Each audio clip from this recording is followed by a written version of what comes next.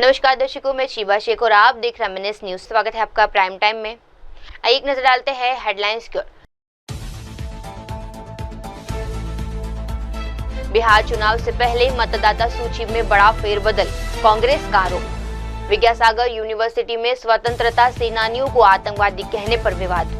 वडोदरा में पुल गिरा, 18 की मौत, रेस्क्यू जारी। आइए देखते हैं खबर विस्तार से। बिहार चुनाव से पहले मतदाता सूची में बड़ा फेरबदल। विजयवाड़ा में कांग्रेस नेता वी गुरुधाम ने एक बड़ा दावा करते हुए कहा कि बिहार में इस साल अक्टूबर या नवंबर में राज्य चुनाव संभावित है। उनका कहना है कि राज्य की मतदाता सूची में 8 करोड़ से अधिक नाम दर्ज है, जो इस देश की सबसे बड़ी मतदाता सूचियों में शामिल करता है। यहाँ तक कि उत्तर प्रदेश से भी बड़ा है। उन्होंने आरोप लगाया कि अब जब महागठबंधन भाजपा के नेतृत्व वाली सरकार के खिलाफ मोर्चा बनाने को तैयार है, तो जवाबी राजनीति के तौर पर भाजपा और नीतीश कुमार की सरकार ने नया कदम उठाया है। The state elections are due to the Bihar in the month of November or October of this year, because 5 years have been completed Nitish in the Nitish rule. So as usual, according to schedule, the election commission is going to conduct the elections for Bihar. I think the Bihar electoral rolls contains the list of more than 8 crore population voters list. So this is the biggest after Uttar Pradesh. So the Bihar is having such importance in the ensuing elections. Now the point is Mahagठबंधन is formed and they are going to fight against the Nitish and BJP regime. So to avoid this, as a counterblast to this, they have started the project, just like Sindhur against Pakistan. They have started the program of SAR, Special Intensive Revision. What does it mean, Special Intensive Revision? So as usual, the Bihar voters and Bihar people are there all over the India. They are working in somewhere in Bombay, Calcutta, Madras, and other places as a manual workers. So they are having names in the voter list, but they are not having the ID card in the Bihar. So taking advantage of this non-production of the ID card, they want to remove the voters in these elections, so that the local leaders, local influential people, and local political parties may gain more and more. That's the object of the endeavor of the BJP government and the Nitish Kumar government for the ensuing elections. They want to bag more seats and votes in the ensuing elections by the BJP and Nitish Kumar. So this is already guessed by the Congress party, and Rahul Gandhi made a counter attack against this special intensive revision process of the Bihar government. And he has already mentioned that in Haryana as well as the Maharashtra, the BJP came into power by virtue of misusing the electoral roll. So now this time also in Bihar also they are going to use the same method and process. So as stated by the Rahul Gandhi, the Bihar government has started this special intensive revision. This intensive revision is not useful to the voters of the Bihar people.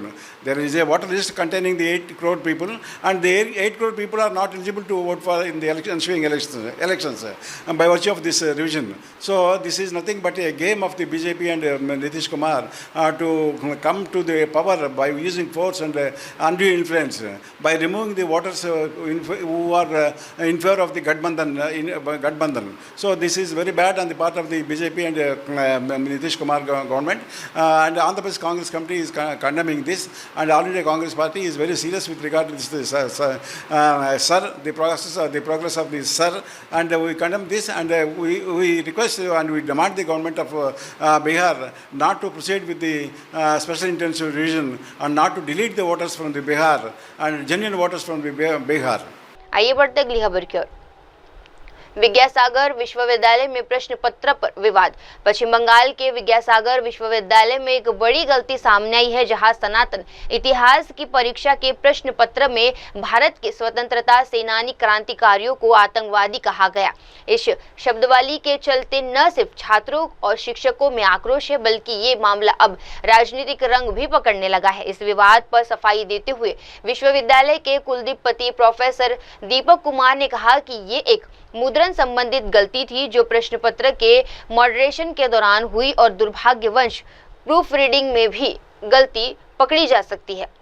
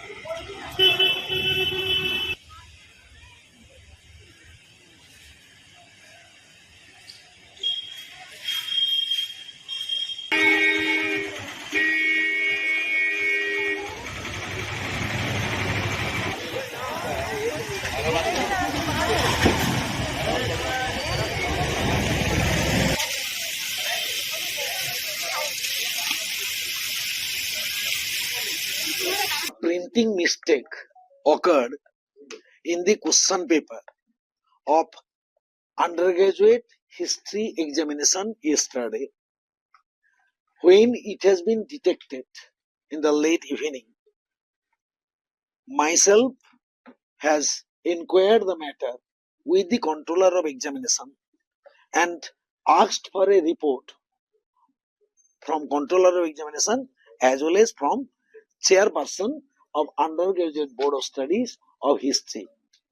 After getting the report from both of them, we came to know that during moderation,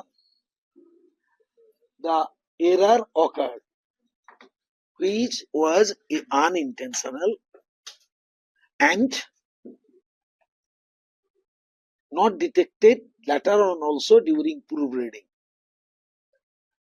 Considering the seriousness of the words in English and Bengali mismatch, we have convened a meeting today with head of the department, undergraduate board of studies chairman, and all the teachers, faculty members of history department, and dean of faculty of arts, controller of examination, registrar, undergraduate council secretary. All of them have been involved in the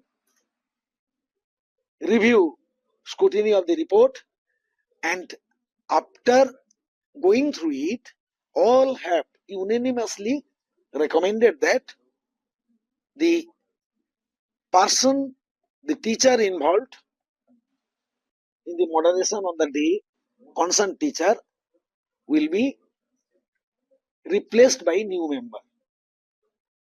And the board of studies chairman will also be exempted from his duty of chairmanship. The senior-most teacher of the department of history of the university will be entrusted with the job, so that this will not be recurred in future, not only in history, in any other subjects of both undergraduate and postgraduate level. And university has taken measures to address the issue at all level, not to avoid the recurrence of this issue by issuing a circular to all the departments, all the teachers. आइए बढ़ते अगली खबर की ओर।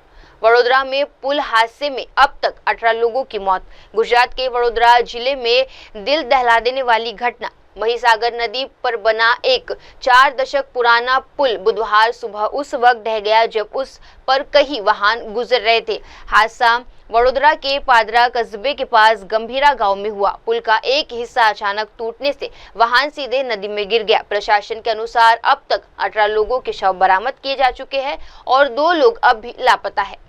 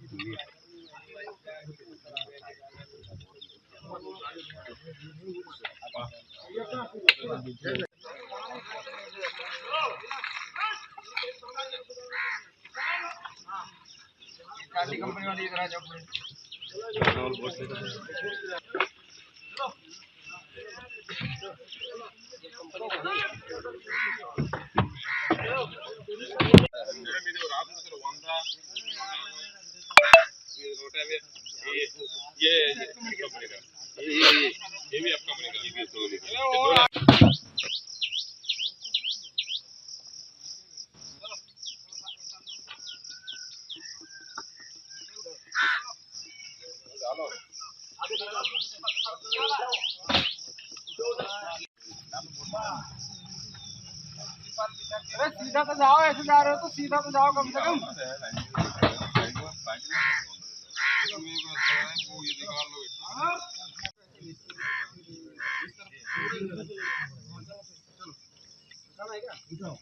उठाओ उठाओ ना, ऐसे नीचे से डाउन में जितना होता है उतना तक ले लो, उतना बैलेंस नहीं बनेगा। और थोड़ा आना, धीरे धीरे आना, बिल्कुल स्लो स्लो आना, आराम से।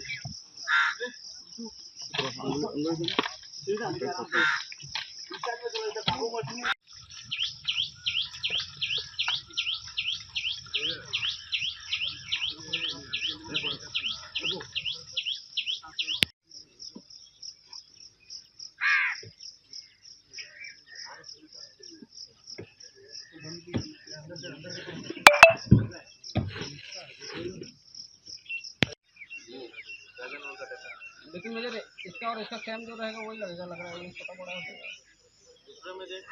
हाँ पॉकेट में देख लेना।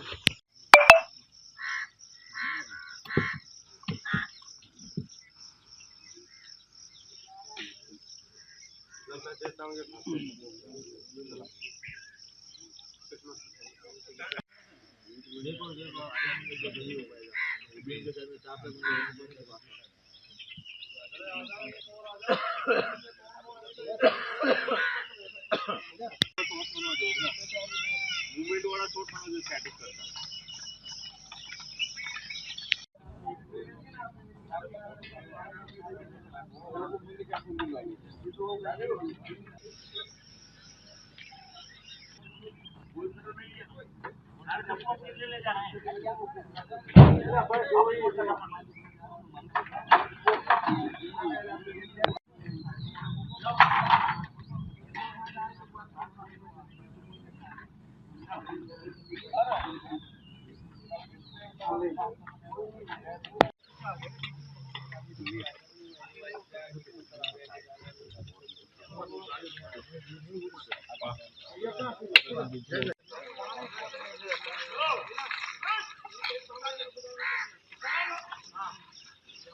कंपनी वाली इधर आ जाओ।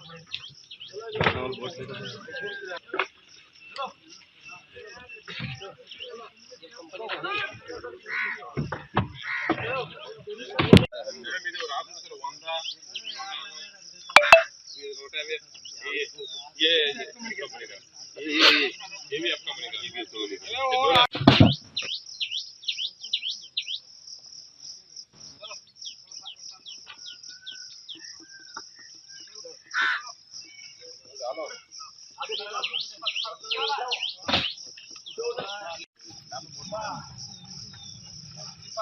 अरे सीधा तो जाओ, ऐसे जा रहे हो तो सीधा तो जाओ कम से कम।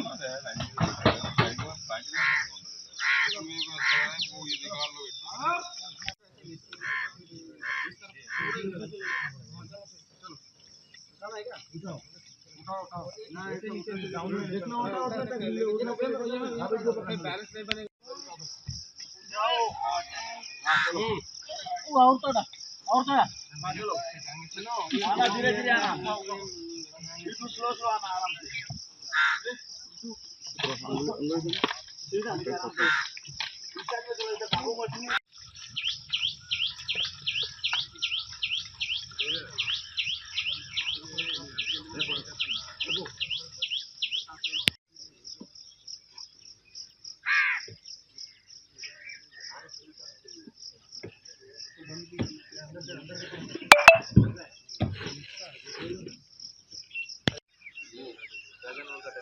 लेकिन मुझे इसका और इसका सेम जो रहेगा वही लगेगा, लग रहा है ये छोटा बड़ा हो जाएगा। दूसरे में देख, हाँ पॉकेट में देख लेना।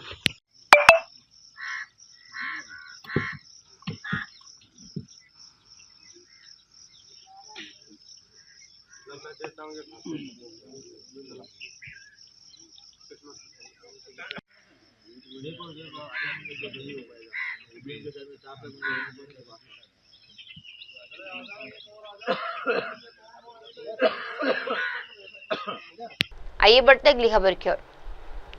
पप्पू यादव बोले, जनता देगी साजिशों का जवाब। बिहार में विधानसभा चुनाव से पहले मतदाता सूची को लेकर सियासत तेज हो गई है। सुप्रीम कोर्ट द्वारा चुनाव आयोग को निर्देश दिया गया है कि वे मतदाता सूची संबोधन के दौरान आधार कार्ड, राशन कार्ड और वोटर आईडी जैसे दस्तावेजों पर विचार करें। इस निर्देश के बाद अब बयानबाजी भी तेज हो गई है। निर्दलीय सांसद राजेश रंजन उर्फ पप्पू यादव ने इस मुद्दे पर चुनाव आयोग की निष्पक्षता पर सवाल उठाते हुए बड़ा बयान दिया है। बड़ा आरोप, उसके साथ पे बहुत बड़ा धब्बा लगा, क्या कहेंगे? यह चुनाव आयोग तो भटियारा आयोग, चपरासी है वो, बीजेपी आरएसएस आरोप।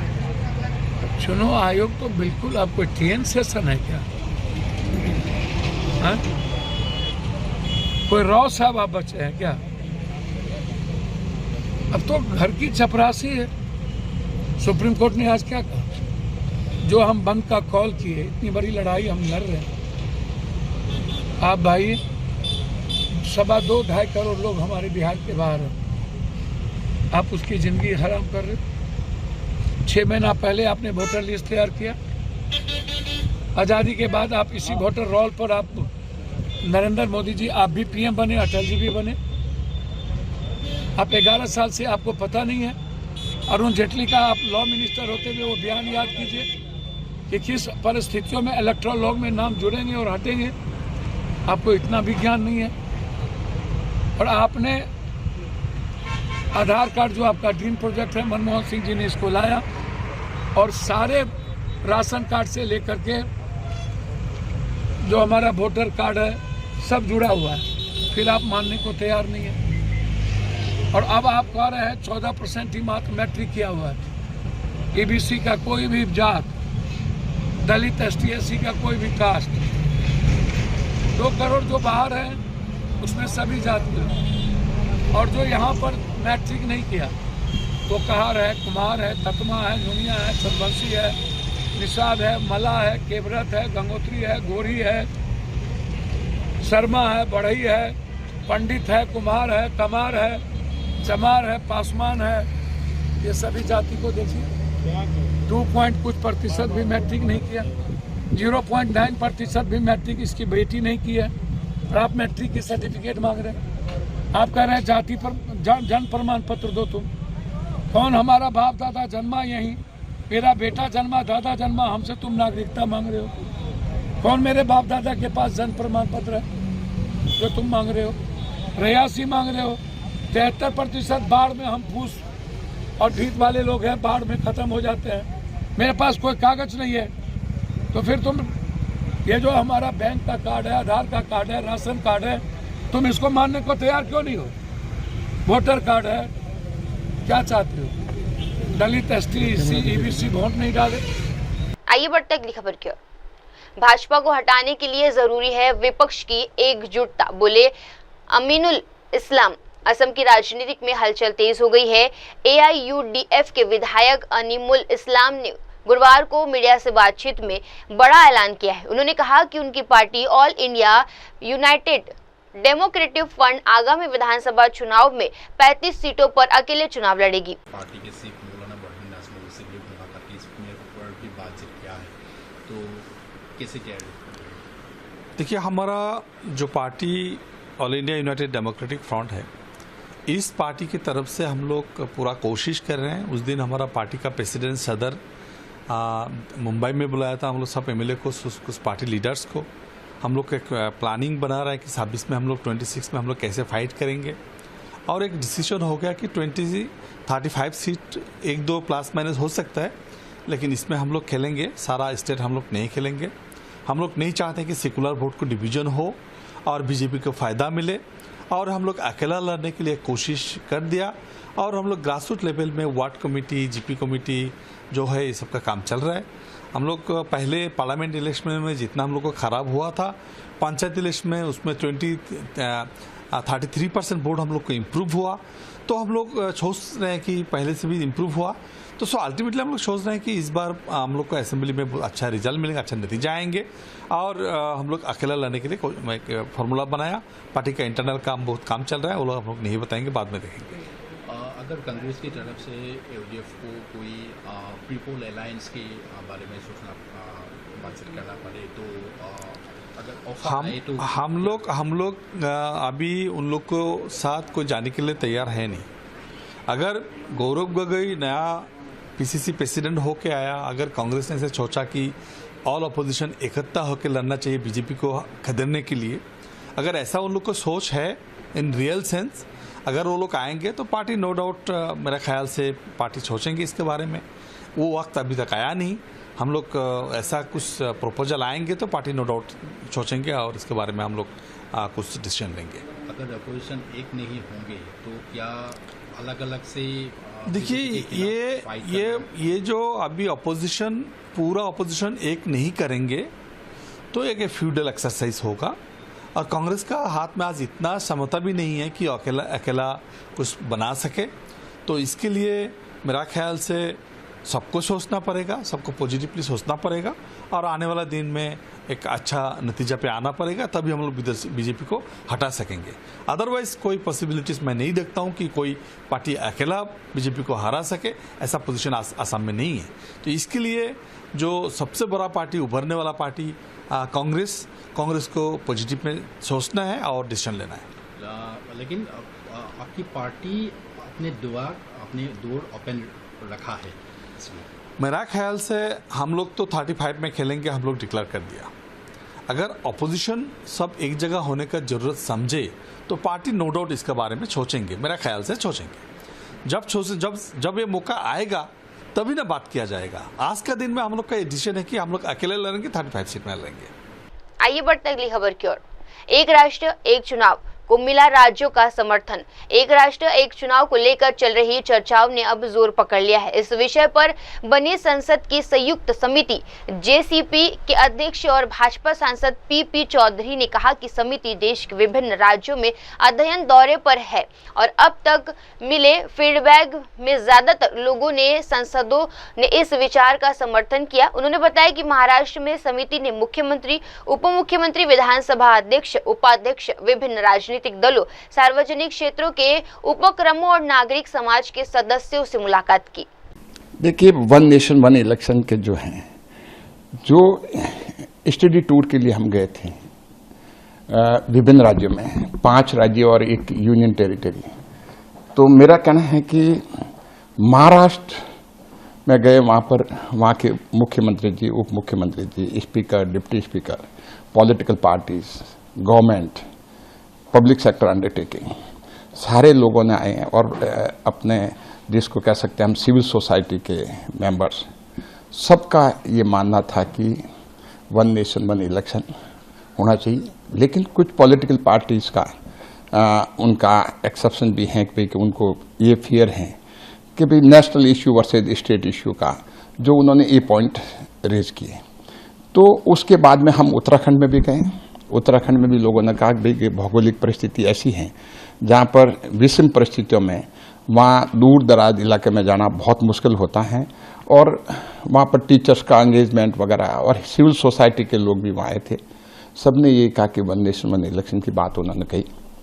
और उसके बाद में हम चंडीगढ़ गए। चंडीगढ़ में पंजाब गवर्नमेंट, पंजाब के उनके कैबिनेट मिनिस्टर्स, हरियाणा के चीफ मिनिस्टर्स और स्पीकर्स वगैरह, ये सारे लोगों से और सिविल सोसाइटी के लोगों से हमारे बात हुई, यूनियन टेरिटरीज वगैरह सारा मिला के। तो बहुत अच्छा अनुभव रहा और सब लोगों का जो है इनपुट हमें मिले। और उसके बाद में हम हिमाचल प्रदेश गए, वहाँ के भी मुख्यमंत्री, उप मुख्यमंत्री, वहाँ के स्पीकर वगैरह सभी लोग आए और गवर्नमेंट भी आई, वहाँ के चीफ सेक्रेटरी वगैरह सभी जगह। तो सबका जो है हम इनपुट ले रहे हैं।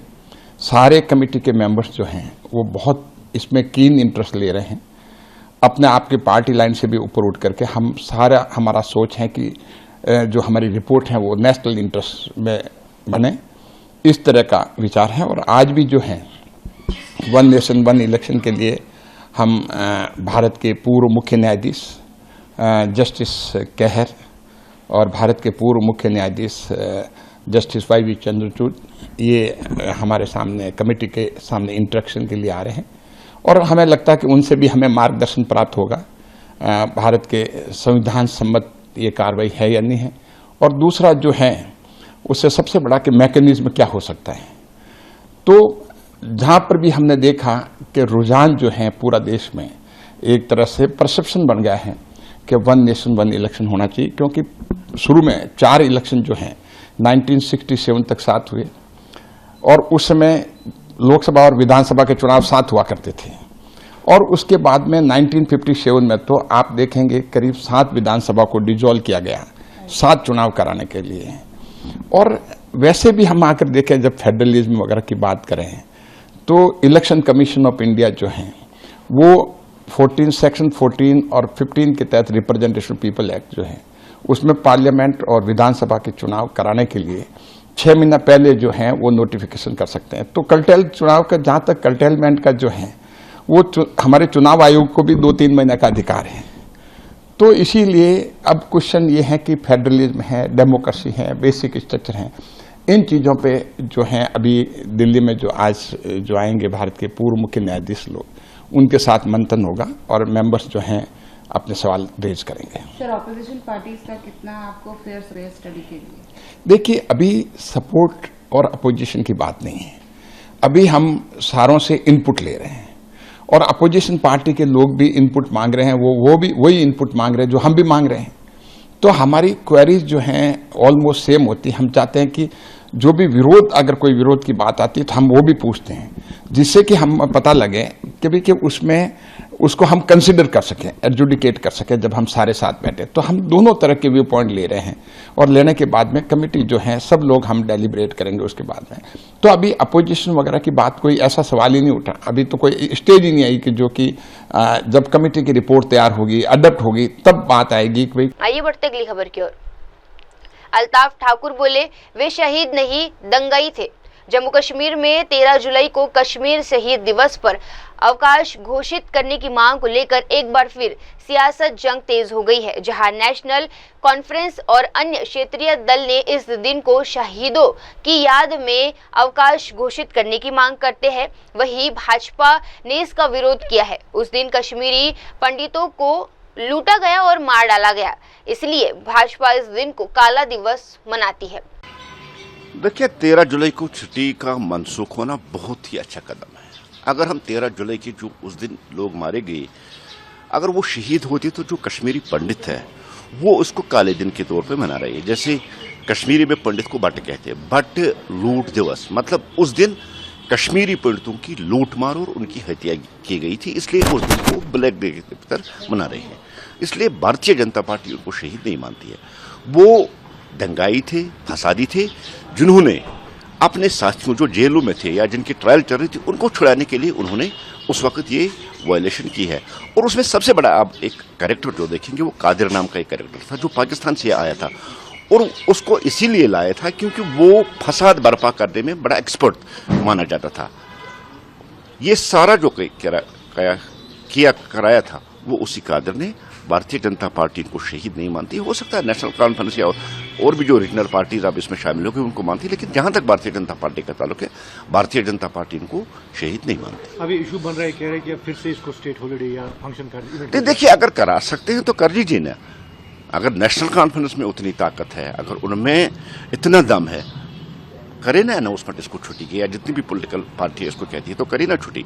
लेकिन भारतीय जनता पार्टी ने 2019 के बाद इस दिन को, जिस दिन कश्मीर में पंडितों का कत्ल हुआ, लूटमार हुई, वैचारनाग आप देखिए और दूसरी जो प्लेसेस है जहां पंडितों को खुलेआम मार दिया गया है, हम उसको शहीदी दिवस के तौर पे नहीं मानते हैं और न हम उनको शहीद मानते हैं। अगर इनमें इतना ताकत है, इतना दम है तो छुट्टी कर दीजिए ना, कौन रोकता है। लेकिन ऐसा नहीं करते हैं, खाली पॉलिटिक्स करते हैं इस इशू पे, जो उन्होंने 1934 से की है, 1947 से जो पॉलिटिक्स की, आज भी वही पॉलिटिक्स करते हैं। बेसिकली कश्मीर की जो अच्छी हिस्ट्री, जो सच्ची हिस्ट्री है, उस हिस्ट्री को इन लोगों से छुपा के गलत प्रोपेगेंडा यहाँ पेश कर।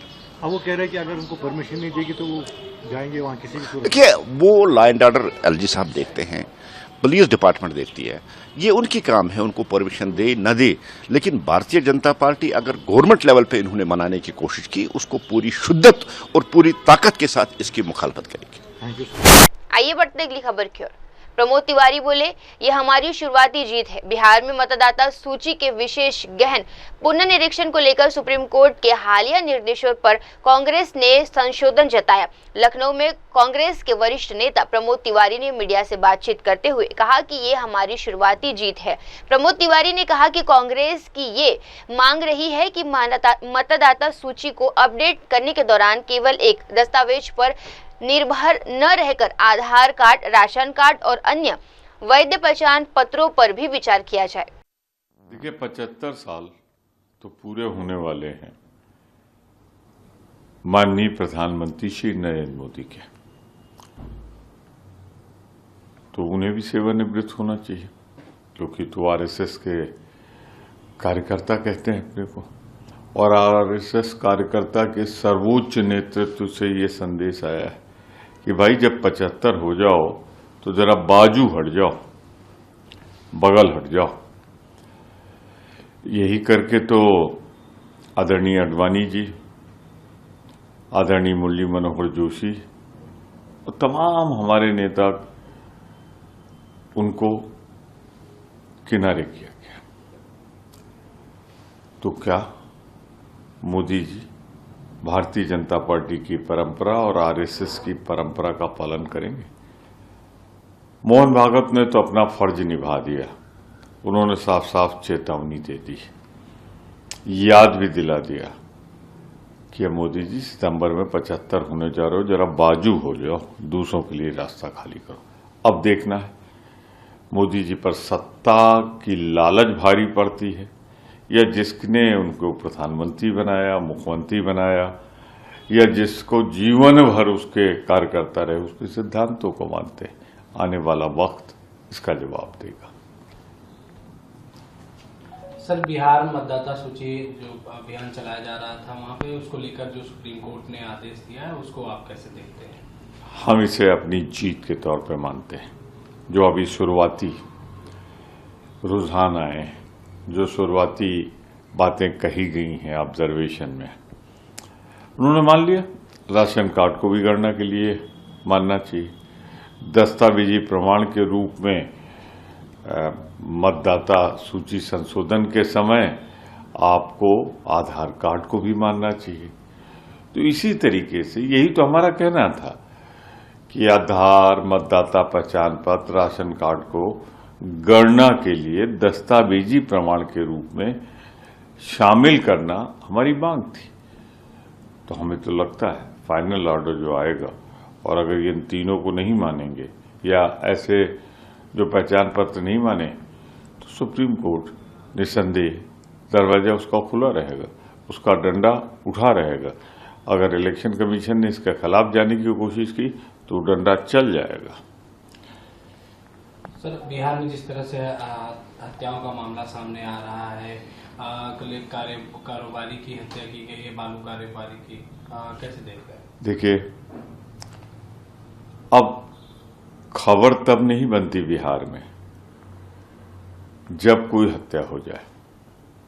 खबर तब बनती जिस दिन हत्या ना हो।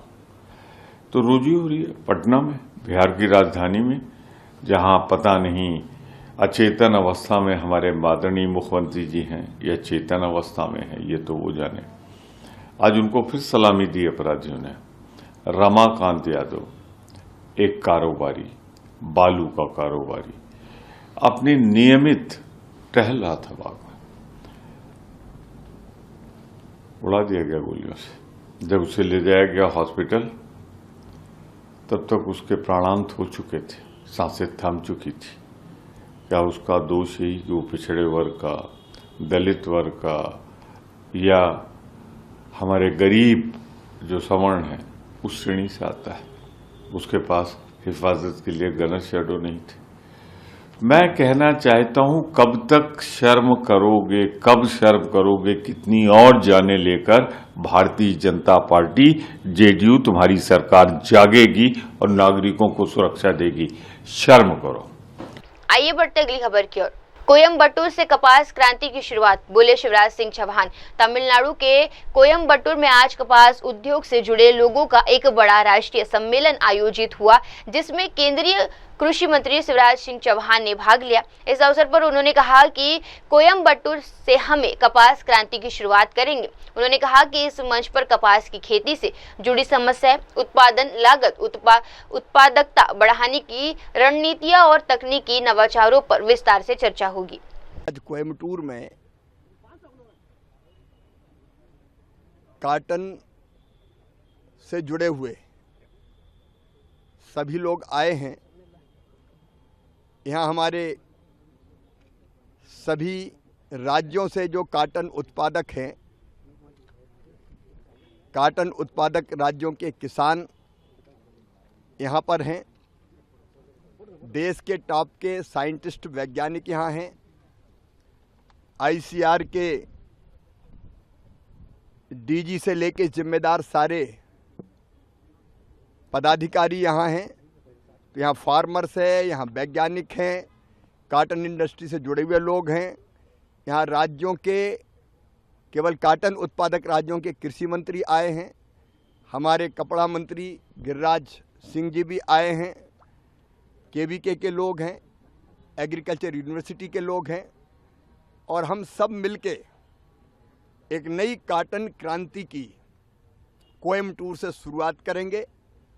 आज दिन भर डिस्कशन होगा कॉटन के उत्पादन में आने वाली समस्याओं पर। कॉटन की, कपास की प्रोडक्टिविटी कैसे बढ़े, उत्पादकता कैसे बढ़े, उत्पादकता बढ़ाने के साथ साथ लागत में कमी कैसे आए। कॉटन में कई तरह की बीमारियां लगती है, पिंक बॉल वर्म जैसी, गुलाबी सुंडी जैसी, उनका मुकाबला कैसे करें। कॉटन के उन्नत बीज कैसे और आए जिनमें लॉन्ग स्टेपल वाला कॉटन हो। इंडस्ट्री की ज़रूरत जैसी वैसा कॉटन हमारे किसान पैदा करें और किसानों का प्रॉफिट बढ़े। तो इसमें हम आधुनिक टेक्नोलॉजी हो या आईसीआर के वैज्ञानिक शोध करेंगे, रिसर्च करेंगे आज इन सब समस्याओं को सुनकर। और कई तरह के प्रयोग चल ही रहे हैं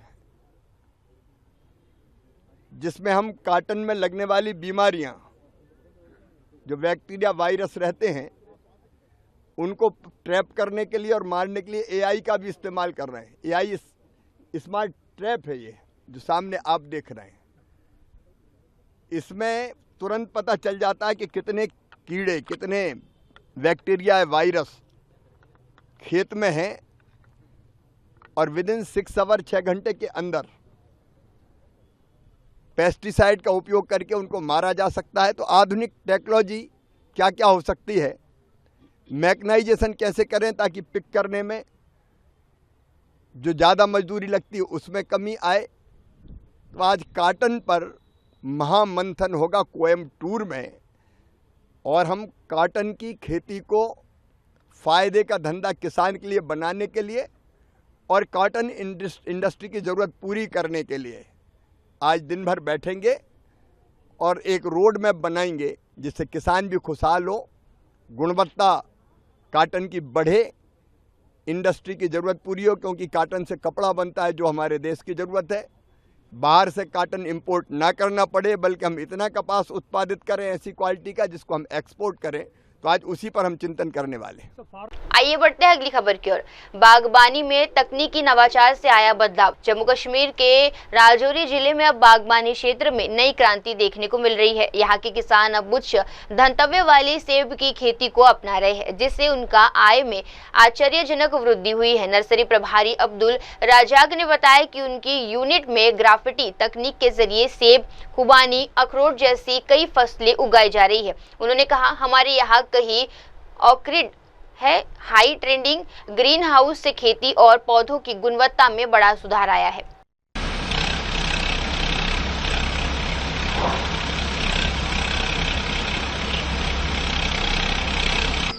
तो सामने बड़ा अच्छा सी पता नहीं क्या कर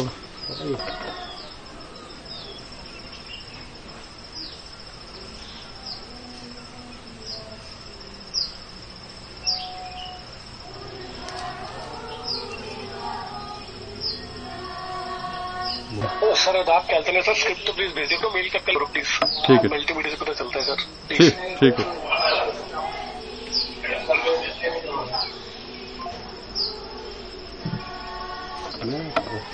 अच्छा फॉरेस्ट कुछ एक्टिविटी जरा रखो।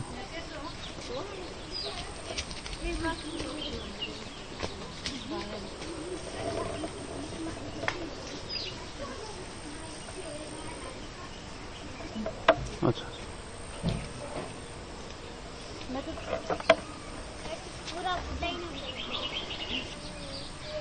इसलिए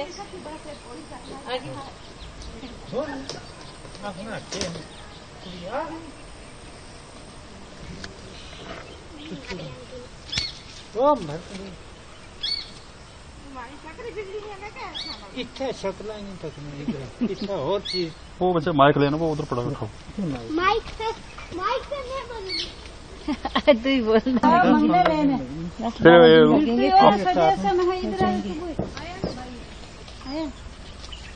फिर बोल भाई बोले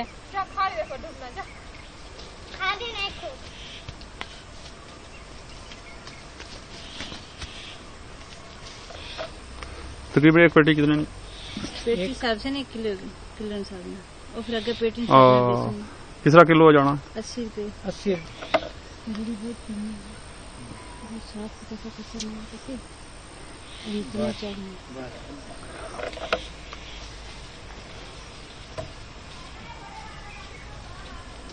15 दिन की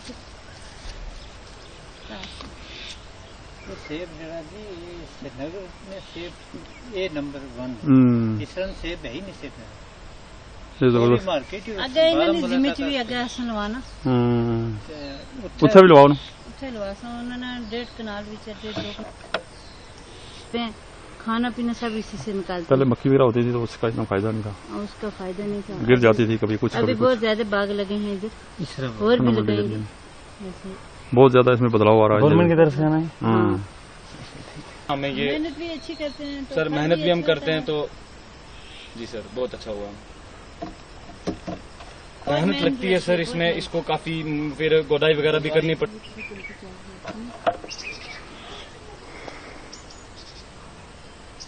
सर पहले मेरे एक अलग फोटो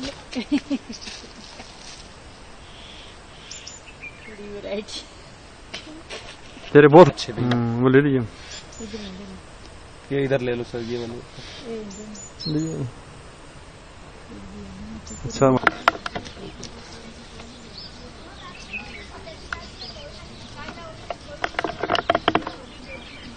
सर मेरे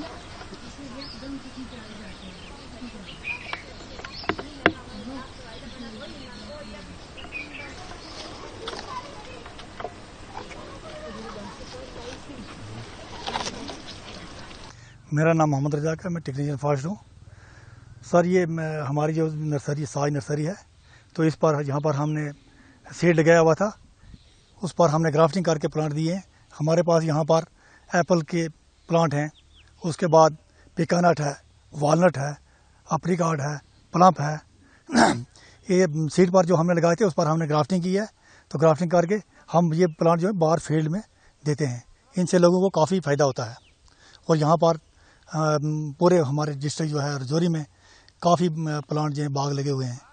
और हमारे थाना मंडी में बहुत से ऑर्चिड लगे हुए हैं, एप्पल के ऑर्चिड हैं, हमारे पास वालनट है। तो इधर हम जो प्लांट तैयार करते हैं पिकनट वगैरह, तो हमारे पास ये हाईटेक हैं 5 ग्रीन हाउस हैं, इनमें ये हम प्लांट तैयार करते हैं। और हर हाईटेक बने इनका कितना फायदा हो रहा है? हाईटेक का बहुत फ़ायदा हो रहा है इसमें, क्योंकि हम प्लांट जल्दी तैयार होता है, तो इससे हम बहुत ज़्यादा प्लांट तैयार करते हैं। तो आज कितना बदलाव आ रहा है जो सेब के बाग लगे हैं थाना मंडी नाले पूरे में सर? हाँ, लोगों ने जो है काफ़ी जो गरीब लोग थे उन्होंने फ़ायदा लिया। हाँ, काफ़ी यहाँ फ़ायदा हो रहा है लोगों को, क्योंकि हमने यहाँ प्लांट लगाए हुए हैं। तो अल्ट्रा इंडस्ट्री प्लांट भी यहाँ पर लगे हुए हैं जो 1 साल के बाद फ्रूट देता है। तो वालनट लगा हुआ है, वो भी 1 साल के बाद फ्रूट देता है। ऐसे अच्छे अच्छे बाग लगे हुए हैं इधर साज में, थन्ना मंडी में, धराल में, काफ़ी एरिया में लगे हुए हैं। सेब जो तैयार हो रहा है बिल्कुल हम सेब तैयार हो रहा है ये, क्योंकि ये कश्मीर से 1-2 महीना पहले तैयार हो जाता है सेब यहाँ का। तो कितना बदलाव आया है हार्टिकल्चर? यहाँ पर हार्टिकल्चर में काफ़ी बदलाव है। इसमें हमारे डायरेक्टर हार्टिकल्चर और हमारे chief horticulture, district horticulture officer और IDO का इसमें काफ़ी रोल रहा है। इस नर्सरी से प्लांट जो देते हो सर सेब के हर किस्म के ये क्या प्लांट देते हो? हाँ, इस नर्सरी से हम जो देते हैं, हमारे पास ये सेब के प्लांट हैं, वालनट है, उसके बाद पिकानट है, प्लम है, अप्रिकॉट है, पियर है। ये हम सब्सिडी पर देते हैं। जो प्लांट अब लगाते हैं फील्ड में, ऑर्चर्ड लगाते हैं, उनको देते हैं। अब बरसात का मौसम में कौन कौन से पेड़ लगेंगे? इस वक्त हमारे पास जो पेड़ हैं ये तो इस वक्त लगेंगे नहीं। पिकानट एक है जो हमारे पास इस वक्त लग सकता है। तो ये जो हाईटेक नर्सरी बनाई है सर, यहाँ पर ये जो बनाए हैं शेड, तो इनका कितना बड़ा चेंजिंग आई है? इनसे हमें काफ़ी चेंजिंग आई है, क्योंकि थोड़े से एरिया में हम बहुत ज़्यादा प्लांट जो है तैयार कर सकते हैं इसमें। ये जो ऊपर सिस्टम लगाया सर, इसका कितना फायदा हो रहा है? जो ये बिजली लाइट की?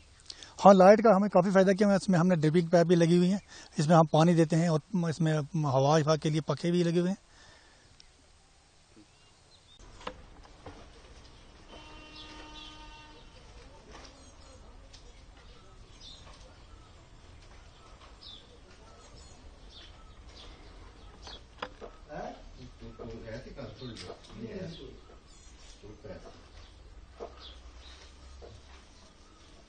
आइए बढ़ते अगली खबर की ओर। उत्तराखंड में राज्य स्तरीय बैंक समिति की बैठक। देहरादून में उत्तराखंड के मुख्यमंत्री पुष्कर सिंह धामी ने आज राज्य स्तरीय बैंकर्स समिति की बैठक में भाग लिया। इस महत्वपूर्ण बैठक में मुख्यमंत्री ने बैंकर्स के साथ मिलकर राज्य के आर्थिक विकास, ऋण वितरण की प्रक्रिया और वित्तीय समावेश को मजबूत करने के उपाय पर विचार विमर्श किया। धामी ने कहा कि बैंक क्षेत्रों को गांव देहात तक पहुंचाएं और नए व्यवसायिक अवसरों को सृजन करने के लिए सभी बैंक अधिकारियों को बेहतर तालमेल और सक्रिय भूमिका निभानी होगी। आइए बढ़ते अगली खबर की ओर। सपने देखने से बढ़कर अपने रास्ते बनाने का मंत्र। मुंबई में आयोजित SMISSAP के 5वें वार्षिक सम्मेलन में अदानी समूह के अध्यक्ष गौतम अडानी ने उपस्थित सदस्यों को एक प्रेरक संदेश दिया। अडानी ने कहा, मुंबई में मैंने जो भी हीरा तराशा, उसने मुझे धैर्य, सटीकता और दृढ़ता सिखाई। उम्मीदता कभी भी केवल महान विचार से शुरू नहीं होती, बल्कि ये एक दृढ़ विश्राम की चिंगारी और अनिश्चित भविष्य में कभी कार्य करने की साहस से जन्म लेती है। With this same spine of self-belief that I made my first bold decision at the age of 16. I bought a second-class train ticket and left for Mumbai with no degree, no job, and no backup, except burning desire to define my own path. आखिर में किसी चीज को दिल से चाहो तो पूरी कायनात उसे तुमसे मिलाने की साजिश में लग जाती है। My dear friends, in Mumbai, I began learning to sort and polish diamonds. Each stone I polished taught me patience, precision, and perseverance. My first deal with a Japanese buyer on me rupees 10,000 in a commission. The money never mattered. The moment did. Because that was the moment when I realized that my beliefs would have to always outpace my doubts. And that is the truth about entrepreneurship. It never begins with a grand vision. It begins with a spark of conviction. It begins with the courage to act, even when the future is uncertain. And it begins with the willingness to dream alone and then walk alone before others join the path. क्योंकि सपने वो नहीं जो नींद में आते हैं, सपने वो है जो नींद उड़ा देते हैं।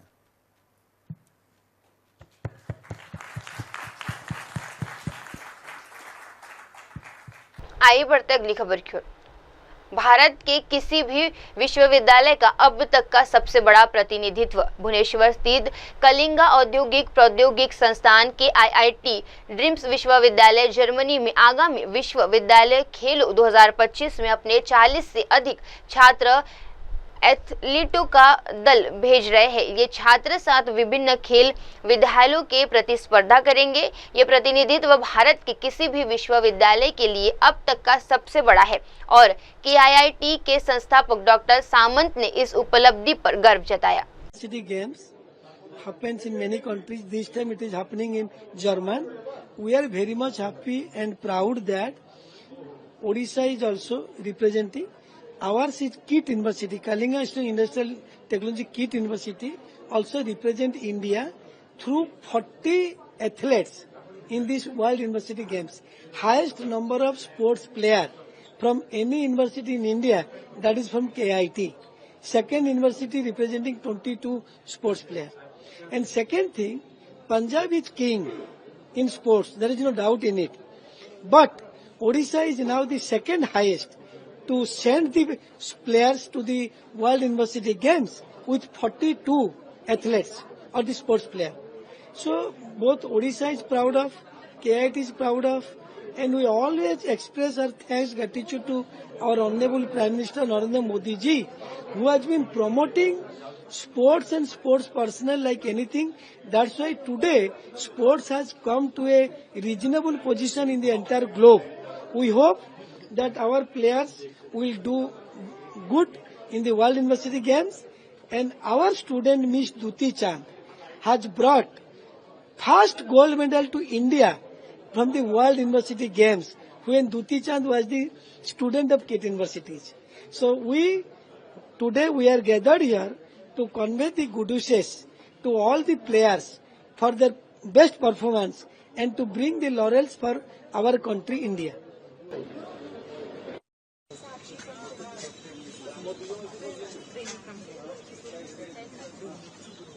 नहीं सर ऊपर चले जाओ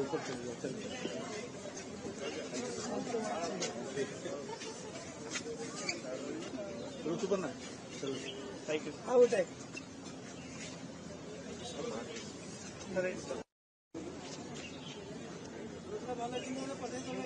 सर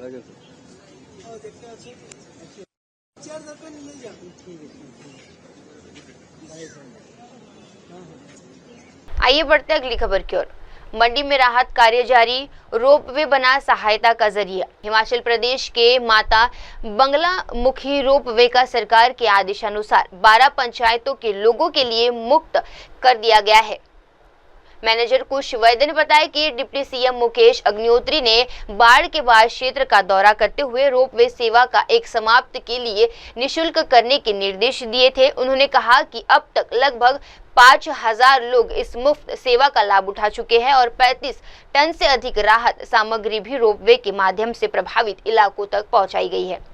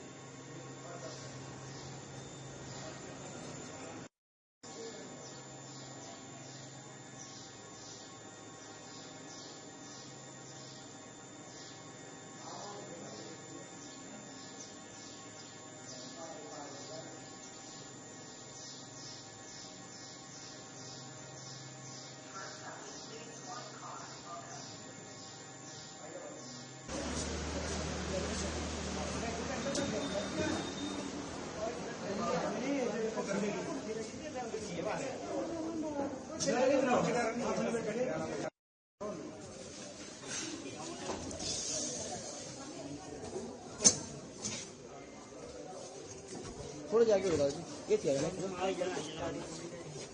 बैठो भाई, एक ही साइड बैठ जाओ, कुछ साइड बैठ जाओ, कोई power number door close.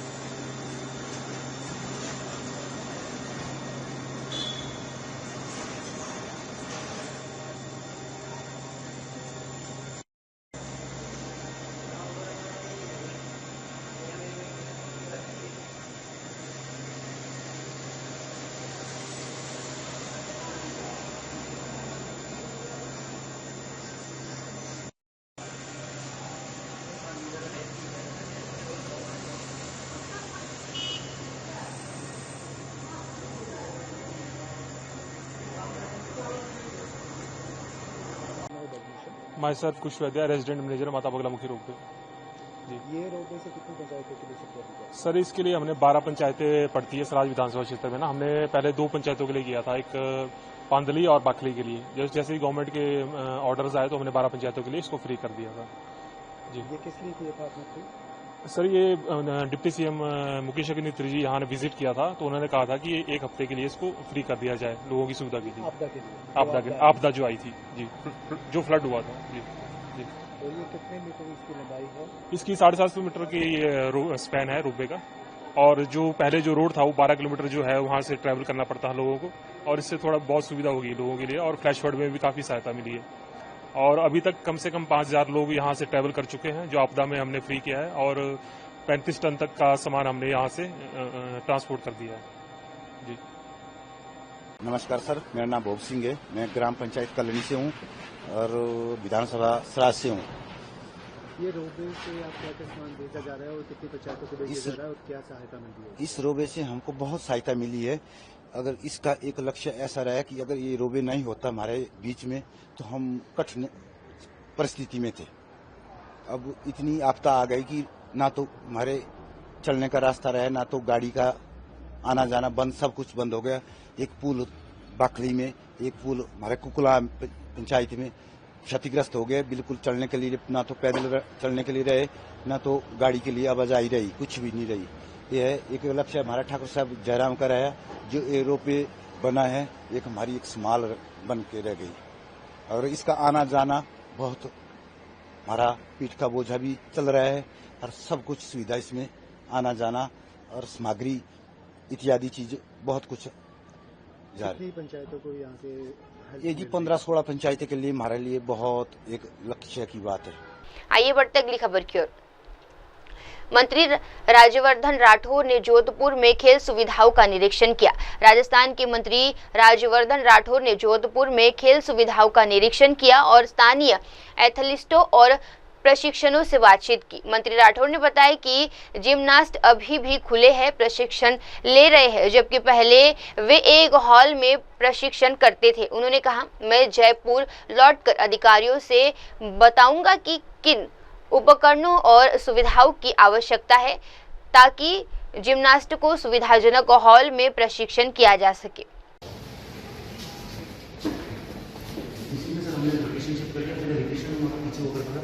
But जब से सीटें बड़ी है तो थोड़ा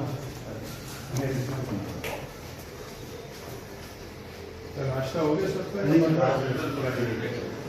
आज तक ठीक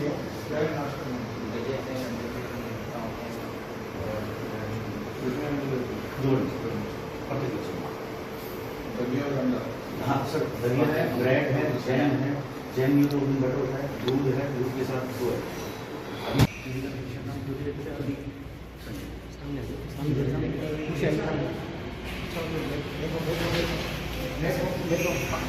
थोड़ा पीछे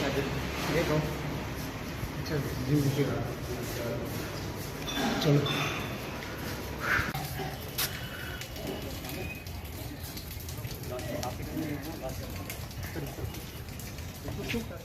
मैंने कहा था ना ट्रेन कर दो, तुमने बोला ना मैंने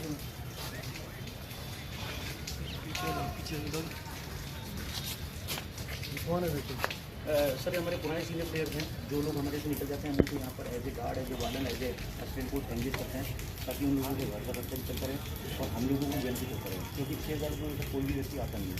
तो हम हमारे पुराने सीनियर बच्चे थोड़ा टेढ़ा भी बना लेना, किसी को देने में काम आएगा, पैसा मिल जाता है तो आपकी रहना खाना सब पार्ट टाइम कितने में 4 नियुक्त ये थोड़ा वाटर कूलर लगातार चक्कर का उसका पानी देगा शुरू करते 24 दिन पार्ट टाइम पीछे आ जाओ सर, मैं मीटिंग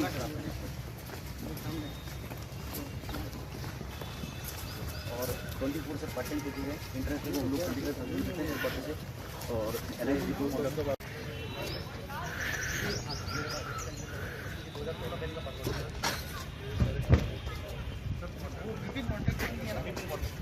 मनी सिंह की पार्ट रिटायर्ड है, ठीक है ना यार।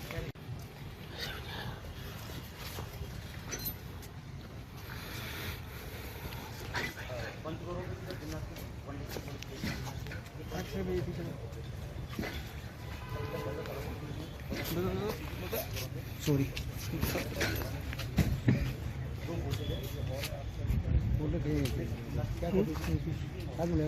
हाँ तो ले लो गाड़ी में मेरी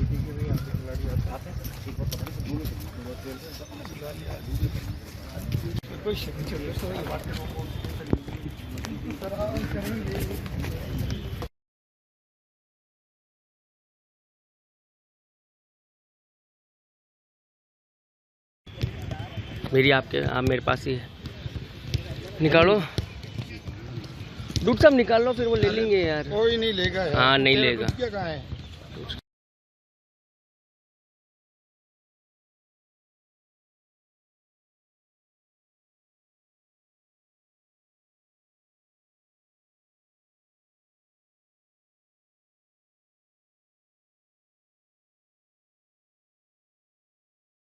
कमियां नजर आई और क्या सुधार करने की आवश्यकता नजर आ रही है? जोधपुर में यहाँ पर आया था, इस एक कारण ये भी था कि यहाँ के अंदर, यहाँ जोधपुर में जो स्पोर्ट्स की सुविधाएं हैं उसका निरीक्षण करा जाए, यहाँ पे जो खिलाड़ी हैं उनसे बातचीत करी जाए, यहाँ के कोचेस से बात करी जाए, जिस तरह का इनकी इस फुटबॉल एकेडमी के अंदर रहने की जो व्यवस्था है उसको देखा मैंने। जो जिम्नास्ट यहाँ पर है उनकी इक्विपमेंट की जरूरत है। अभी जयपुर वापस जाकर मैंने अधिकारियों को बतलाया है कि कौन सा इक्विपमेंट है, उसके अंदर सुधार की जरूरत है और जल्द इनके लिए इक्विपमेंट की व्यवस्था करी जाए। दूसरा, जो जिम्नास्ट यहाँ ट्रेनिंग कर रहे हैं वो बाहर ओपन में ट्रेनिंग कर रहे हैं, पहले एक हॉल में ट्रेनिंग कर रहे थे, तो उनको जरूरत के हिसाब से शिफ्ट करेंगे, एक प्रॉपर हॉल के अंदर सुविधाओं के साथ, इक्विपमेंट के साथ वो ट्रेनिंग कर सके।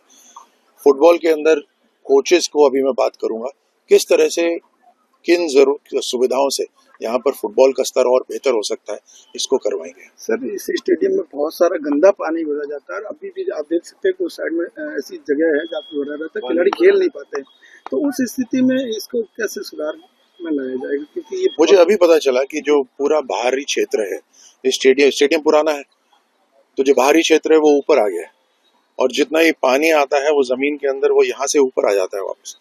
उसका किसी जो आर्किटेक्ट्स हैं, जो विशेषज्ञ हैं, उनसे बात करेंगे कि क्या हो सकता है। सर, लघु उद्योग भारती के साथ किस तरह की मीटिंग रही इंडस्ट्री को लेके, और किस तरह से जो लघु उद्योग भारती के साथ लगातार हमारी बैठकें होती रहती हैं।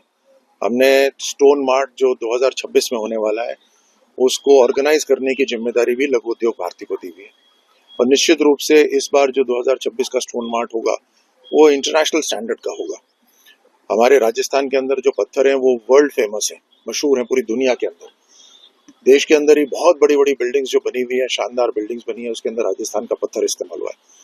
राजस्थान का पत्थर दुनिया में मशहूर हो, यहाँ से बाहर एक्सपोर्ट करें, उसका एक आइडेंटिटी हो, अपनी पहचान हो, जियो टैगिंग हो, उसकी साथ साथ स्किल डेवलपमेंट ऐसा हो जो राजस्थान के जो इंडस्ट्रीज हैं उसके लाइक स्किल डेवलपमेंट हो, ताकि यहाँ के युवाओं को स्किलिंग भी हो और वहीं पर ही उनको व्यवसाय भी मिले। पॉलिशिंग है, मशीन की रिपेयर है, मशीन मेंटेनेंस हुआ, मशीन को ऑपरेशन हुआ, साथ में डिजिटल मार्केटिंग हुआ। तो हर तरह का जो स्टोन व्यवसाय या किसी दूसरे व्यवसाय के साथ जो स्किल जुड़े हुए हैं वैसे ही स्किल यहाँ पर हो, उसके लिए हमने एक जॉइंट वर्किंग ग्रुप बनाया है अभी। उसके अंदर इंडस्ट्री के लोग होंगे, जिसमें हमारे इंडस्ट्री विभाग के भी होंगे अधिकारी, रीको के अधिकारी होंगे, स्किल के अधिकारी होंगे, और ये सब एक जॉइंट वर्किंग ग्रुप 3 महीने के अंदर रिपोर्ट देगा कि निश्चित तौर पे राजस्थान सरकार ने राइजिंग राजस्थान करके नए व्यवसाय को लाने के लिए एक शानदार प्लेटफॉर्म दिया है। और उसके साथ साथ जो राजस्थान के अंदर जो व्यवसाय चल रहे हैं, जो उद्योग चल रहे हैं, उनको किस तरह की जरूरत है उसको भी ध्यान में रखते हुए कदम उठाएंगे। सर, कुछ गेम है जो ओलंपिक में है लेकिन राजस्थान क्रीड़ा परिषद में ऐड नहीं होता है, जैसे सॉफ्ट बॉल जैसे खेल है, उसके लिए किस तरह के प्रयास किए जा रहे हैं? इंटरनेशनल ओलंपिक एसोसिएशन और इंडियन ओलंपिक एसोसिएशन के साथ जो रिकॉग्नाइज्ड खेल हैं जो ओलंपिक्स में हो रहे हैं उनको प्राथमिकता से उनको सपोर्ट दिया जा रहा है। सर, एक मेरा सवाल है, मध्य प्रदेश के मुख्यमंत्री आए थे मोहन यादव जी, उन्होंने कहा कि 9% सागवान की लकड़ी एमपी से मिलती है और हैंडीक्राफ्ट उद्योग को लेकर वो लोग भी चिंता है, राजस्थान के साथ कोलैबोरेट करने का प्रयास करेंगे। उन्होंने भी मीटिंग की। आपको क्या लगता है हैंडीक्राफ्ट का भविष्य किस तरह से उज्जवल है? क्योंकि हैंडीक्राफ्ट का बहुत काम होता है राजस्थान के अंदर और निश्चित रूप से हैंडीक्राफ्ट एक इस तरह का उद्योग है जिसको प्राथमिकता राजस्थान सरकार दे रही है और हमें बढ़ावा देना चाहिए। जैसे मैंने कहा, हमने एक्सपोर्ट पॉलिसी हमारी सरकार ने भी बनाई है। पहले एक्सपोर्ट पॉलिसी नहीं थी राजस्थान के अंदर। उस एक्सपोर्ट पॉलिसी के अंदर अनेकों ऐसी सुविधाएं दी हैं जिससे एक्सपोर्ट को बढ़ावा मिलेगा। जैसे यहाँ से लेकर यहाँ पोर्ट्स नहीं है, पोर्ट्स तक साधन ले जाते हैं, सामान अपना प्रोडक्ट्स ले जाते हैं, उसमें खर्चा आता है, उससे हमारा जो प्रोडक्ट है वो और महंगा हो जाता है। तो वहाँ पर यहाँ से पोर्ट्स तक ले जाने का जितना भी खर्चा होता है उसके ऊपर भी सब्सिडी राजस्थान सरकार दे रही है। ऐसे अनेकों उदाहरण है जो हमारी एक्सपोर्ट पॉलिसी के अंदर हमने शामिल करे। सर अंतिम सवाल, सर सिंथेटिक जो ट्रैक बने हुए हैं गौशाला मैदान में, वो कई जगहों पे ट्रैक टूटे हुए हैं, वहाँ खिलाड़ी जब जाते हैं तो उनको अनुमति भी नहीं दी जाती है, रुकावट पैदा हो रही है क्योंकि वहाँ के लोग जो है उन्हें बाहर से अनुमति नहीं दे रहे। तो उसको लेकर क्या प्रयास रहेगा? इसको प्रश्न नहीं समझा आपका। जो आते हैं लेकिन टूटे हुए हैं, वह अलाउ भी नहीं कर रहे हैं खिलाड़ियों, समय के साथ टूट गए, मेंटेनेंस नहीं हुआ। ये बात कर लेंगे शिक्षा विभाग। सर पूर्व मुख्यमंत्री। अब वक्त तो चला है दर्शकों छोटे से ब्रेक का। ब्रेक के बाद भी जुड़े रहिए, देखते रहिए MNS न्यूज टीवी। धन्यवाद। नमस्कार, मैं हूं Abhishek Bachchan. Keep watching MNS news.